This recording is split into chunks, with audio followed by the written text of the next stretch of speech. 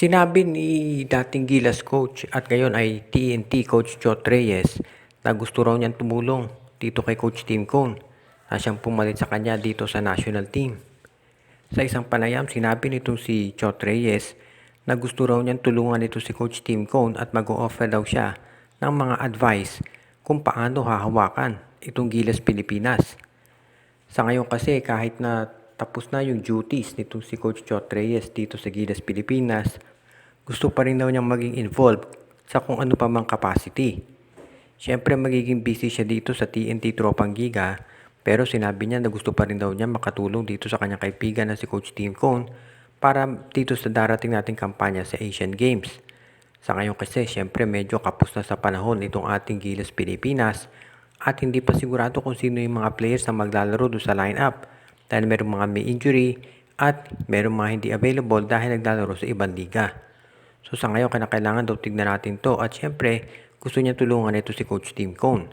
Sa tingin naman ng iba, hindi na siguro dapat mag-offer ito si Coach Chot Reyes ng tulong dahil meron ng mga assistant ito si Coach Tim. Kabilang nga doon ito si Josh Reyes, si Jong Wichico at ito si L.A. Tenorio at Richard Del Rosario. Ganun pa man, hindi naman siguro masama kung gustong tumulong.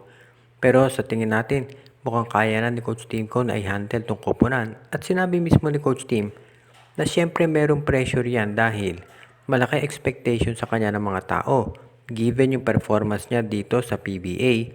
At siyempre umaasa sila na dahil si Justin Brown lang import, mas pamilyar ito dito sa sistema ng mga local players. So abangan na lang natin kung ano mangyayari dito at sigurado naman ako, ito si Coach Tim Cone, hindi yan tatanggi doon sa mga itulong ni Coach Chot Reyes dito para sa Gilas Pilipinas dahil sa bandang huli, isa lang naman ang bukod dito sa pag-sign and trade kay Stephen Holt papuntang San Miguel Beer, ang isa pang tinitignan posibilidad ngayon itong franchise o flagship team ng SMC ay ang makuha ang big man na si Isaac Go. Si Isaac Go ay isang player na halos hindi pa masyadong nagagamit nitong Terra Firma dahil nagkaroon nga ito ng mga injuries. Pero tinitignan nila ngayon yung posibilidad na bigyan ito ng dagdag na exposure ngayong Commissioner's Cup. Pagmasdang mabuti ang magiging laro ni Isaac Go para dito sa Terra Firma. Dahil syempre kapag naging maganda laro niya dito sa Commissioner's Cup, malamang i-trade na nga yan dito sa SMB sa susunod na conference. Hindi yan kaagad-agad siguro matitrade sa SMB dahil titignan muna ng management kung ano magiging performance nito. Kung magiging maganda ang laro nitong si Isaac Go para sa Terra Firma at ito ay hindi na ma-injure, huwag na tayong magulat kung ito ay ma-transfer sa SMB at baka ang maging kapalit niyan ay si Noy Baclao at isa pang bench player o future pick. Dahil sa ngayon, mukhang gustong tignan ng San Miguel Beer yung pagkuha ng additional big men at pag-unload sa iba nilang mga power forward para bumata yung lineup. So tignan na lang natin unang-una, of course, kung hindi masyadong maging maganda ang ipakita nito si Isaac Go, huwag na nating asahang i-trade yan sa SMB. Katulad dito si Joshua Monson na dapat daw nalipat na sa isang SMC team pero dahil hindi maganda pinapakita ay nandun siya ngayon sa mga tinatawag na farm teams ng SMC at baka nga matanggal pa yan sa SMC mismo. So sa ngayon ito si Isaac Go, itong magiging laro niya sa Commissioner's Cup, kumbaga baka maging parang audition niya para dito sa San Miguel Beer. At kung maging maayos ang performance niya, umasa na matitrade dito sa lalo't madaling panahon. Nakakagulat itong sinabi nitong si AJ Edu sa isang panayam. Pero siguro marami rin naman nang hindi na rin magugulat sa sinabi niya na kung sakasakaling daw na siya ay maglalaro sa PBA, mas pipiliin niya sa lahat ng teams ay ang Barangay Ginebra.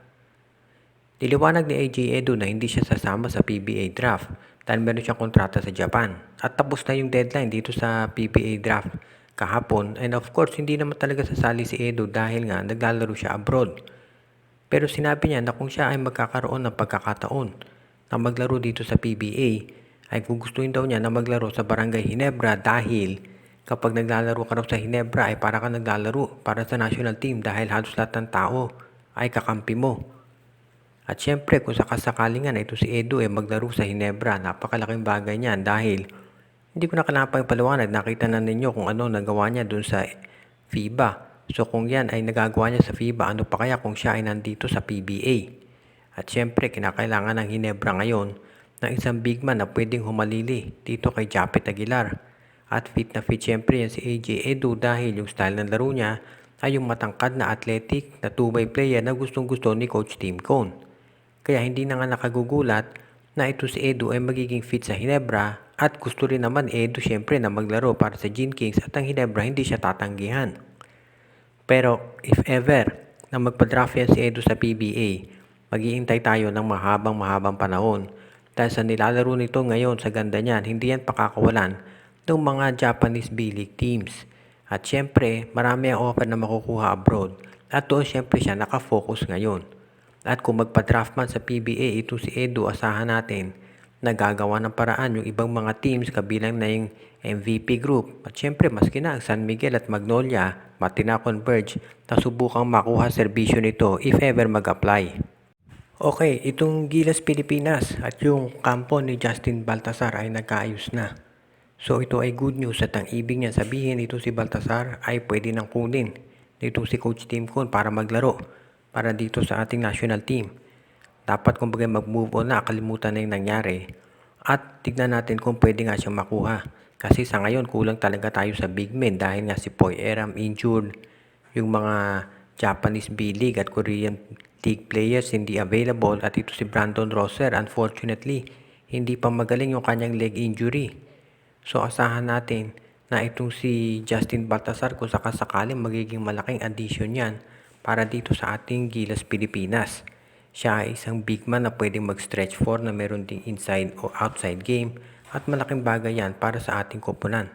So kinakailangan tignan natin kung kukunin nga siya ni Coach Tim Cone at syempre kung meron pang oras dahil syempre kinakailangan mag-prepare pa tayo. Yun talaga problema sa Gilas ngayon dahil kulang tayo sa oras pero ganun pa man malaking bagay yan si Baltasar kung sakasakali na makuha siya ni Coach Tim Cone. As it is ngayon, itong si Justin Baltasar, masasabi natin na kapag yan ay nakuha ng Gilas, magkakaroon tayo ng additional ceiling at anong isa pang outside shooter. Dahil yan na kinakailangan natin ngayon sa Asian Games. Dahil kahit sabihin pa natin na yung level ng competition dyan na hindi katulad nung nasa FIBA, matitinikas pa rin yung mga makakalaban natin dyan. At kinakailangan na magpadala tayo ng mga players na polished na at kumbaga merong eksperyensya pagdating sa international competition. Isa yan sa mga advantage ni Justin Baltasar dahil naglaro na rin siya sa Gilas Pilipinas. At syempre si Coach Tim Cone, alam naman natin, gusto niya yung mga players na matatangkad at merong mga outside shooting. So malaking bagay kapag nakuha niya ito si Justin Baltasar at maglaro sa national team. Shout out kay Enrico at Presi Angsioco, Reden, Elena, Laila at Bonbon Lansang, Kagawad Katsakino Dukusing, Jonel Alagon, Celino Valles Family, Admond de Guzman, JJ Cebu, Andrew Anyosa, Rico Olarte, Ronald Barbosidad, Jordan at John Reading Balanta at Sid Maria, Anthony Alon, Myron Almosa at Valiete Family, RG Bueno at Dalina Family, John Patrick Abreya, Joseph Pineda, Brian Andres, Junicio Mercado, Oji, Len, Gio at Gia Santillana, Tagle Family, Edwin Carmona Jr., Ireneo Salangsang, Judy, Edwina, Shaina, Carl Jaira at Jonah Villarosa, Enju, Dexter Domer, Jason Mendoza, Donel Santiago, John Marcantos, Toto Mawon, kay Joshua Giray, Espejo at Rosales Family, Jonathan Iloso, Ruben Dolor, Renato, Marcia, Renren, Junjun, Linlin at Enday Dineros at sa Jaman Andes Family.